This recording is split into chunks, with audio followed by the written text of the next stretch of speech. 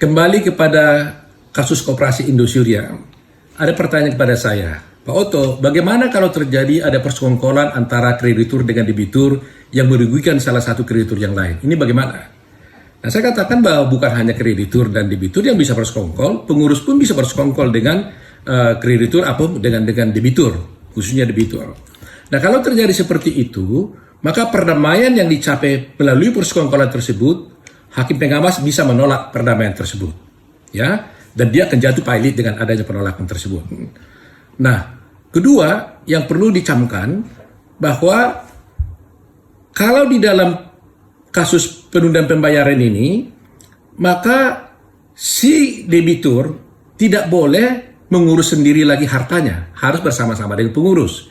Jadi kalau isu yang disampaikan kepada saya, informasi itu bahwa katanya ada orang-orang mengaku dari debitur mengumpulkan kreditur untuk melakukan perundingan-perundingan di luar rapat kreditur yang sah nanti di pengadilan, maka menurut saya itu melanggar undang-undang kepalitan dan itu bisa ditulis sebagai persekongkolan. Jadi kalau banyak debitur di luar nanti rapat nanti sudah ada memanggil kreditur, mereka menawarkan perdamaian di luar rapat kreditur nanti, itu adalah bentuk persekongkolan. Dan kalau itu bisa terbukti, bisa dilaporkan kepada hakim pengawas dan bisa nanti perdamaian yang timbul daripada itu bisa dinyatakan ditolak oleh hakim pengawas dan dia akan jatuh pailit.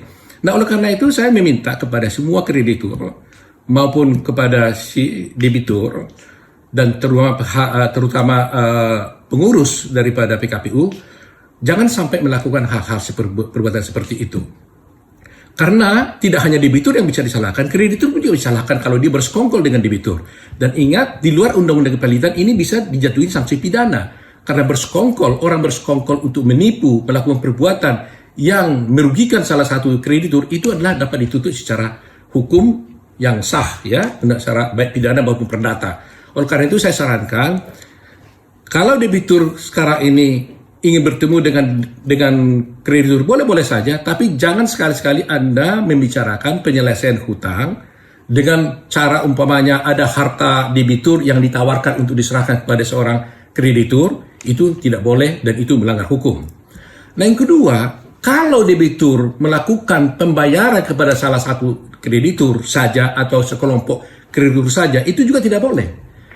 Ya, karena apa? Karena menurut Pasal 245 Undang-Undang Kepalitan, kalau Anda debitur membayar kepada satu kreditur, maka Anda harus membayar kepada seluruh kreditur yang lain. Tidak boleh pilih-pilih. Tidak boleh hanya ke kelompok orang tertentu saja.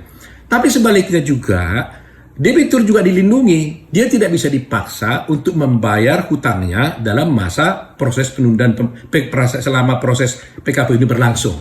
Itu yang harus dicamkan. Sekali lagi nasihat saya, jangan sekali-sekali ada persekongkolan oleh kreditur dengan debitur maupun dengan pengurus. Itu berbahaya.